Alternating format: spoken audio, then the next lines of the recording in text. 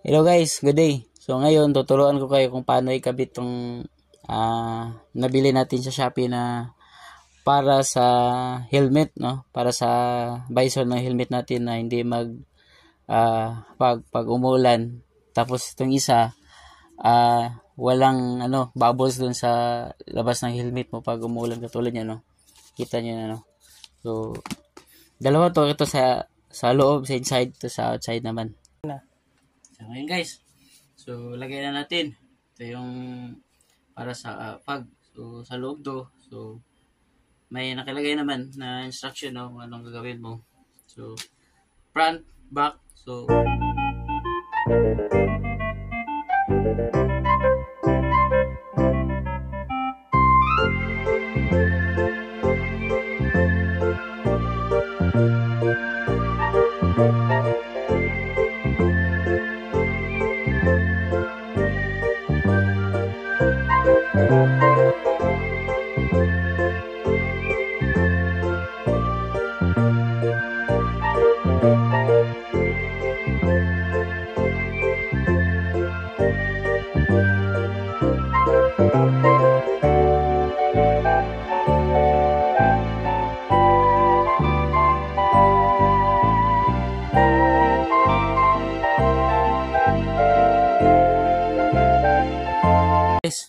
so, yan. Kalagay na dito yung helmet natin. Tapos naka-install na sa loob yung anti-fog. Tapos ngayon, lagay natin sa labas ng rain visor ng helmet natin yung para sa ulan.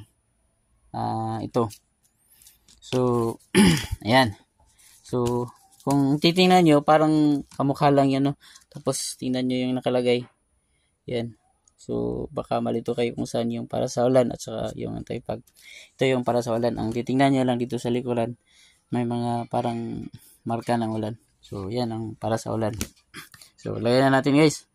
Linisin natin to. Katulad ng ginawa natin dito sa kabila.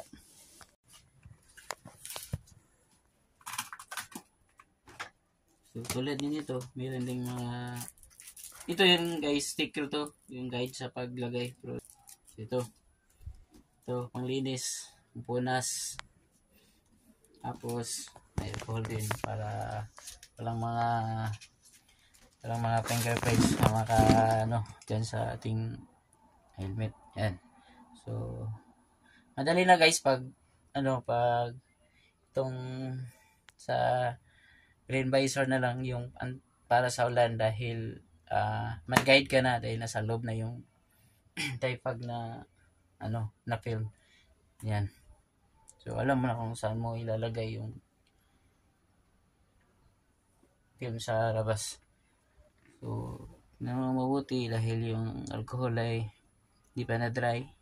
So, punas-punas mo na ng ganun hanggat mag-dry yung alcohol. So, huwag mo nang hawakan dahil yung fingerprint mo may iwan dyan. Ayan.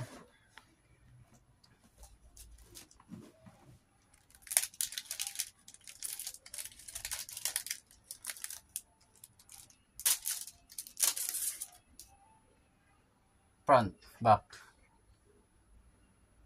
So, ito yung para dun sa natin. Matik na yan para walang hawakan, walang paglalagyan para hindi hindi mag-move yung helmet natin. So, bago para sukat natin. Yan. So, yun nga. Tamang-tama. Ito. Yan. Sukat. Kaya natin to. May guide naman dyan. Yung nasa loob na nakalagay. Yan ang guide mo. Yan.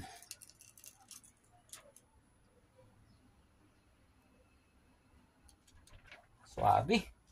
Tapos, ito, yung munting tools na pangdiin para dumikit. Yan.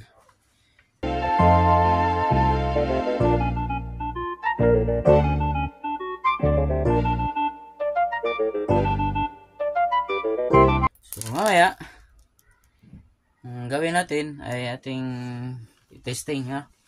So yan. Ayan. Tanggal natin yung film sa yung cover ng film. Yan. So yan nga guys, lagyan natin ng mainit na tubig sa loob ng helmet natin para makita natin kung magpapags pa ba. Yan guys. So may mainit na tubig na nakalagay. So kita nyo na wala nang pag sa ating helmet, sa visor ng helmet natin. No? So klarong klaro pa rin. At lagyan ng tubig pag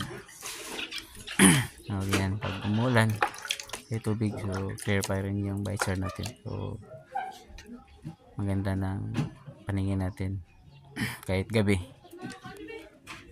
kita na dahil wala ng fogs at saka dumidikit yung mga ulan dyan sa visor natin. Okay, thank you guys.